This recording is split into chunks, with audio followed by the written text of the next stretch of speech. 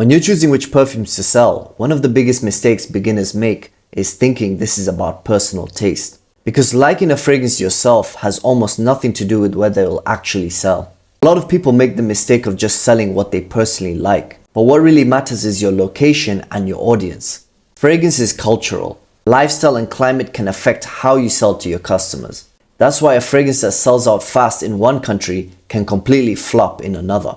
Fragrance taste changes from place to place. For example, in the United States, people usually love sweet, exotic scents. But if you look at the Middle East or parts of Asia, people tend to prefer fragrances that are more stronger, like woody, earthy, spicy type of fragrances. They tend to like scents like oud and musk that last for hours, and it seems to be very popular over there. Now compare that to East Asian countries like Japan or Korea, or even parts of Southeast Asia. Over there, they usually go for light, subtle floral scents and nothing too loud. That's why you always have to ask yourself, who is my audience and what do they actually like wearing?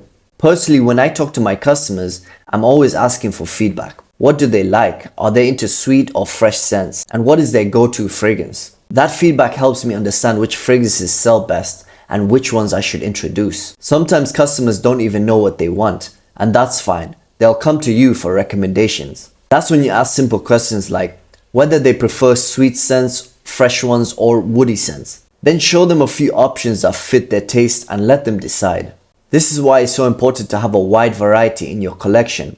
Some sweet, some fresh, others could be floral or woody, spicy types. You'll also notice that some customers know exactly what they want. They come back for the same fragrance every single time. Those are the people you should always make sure you keep enough stock for. And from my experience, a big portion of your customers will be women. They love having different perfumes for different moods, days, and occasions. They're usually more specific about what they like, so having a variety really matters. Men, on the other hand, are usually more habitual. Once they find something they like, they tend to stick with it. That's why classic bestsellers matter so much. Honestly, if you stock inspired fragrances like Sauvage, Eros, Aventus, you're pretty much good to go. So just keep that in mind.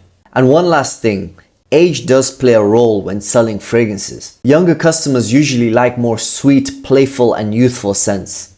Think brands like Escada or Victoria's Secret, for example. With the more elder or mature customers, they tend to prefer something more classy, elegant, and sophisticated. For example, I would say something like J'adore or Coco Mademoiselle.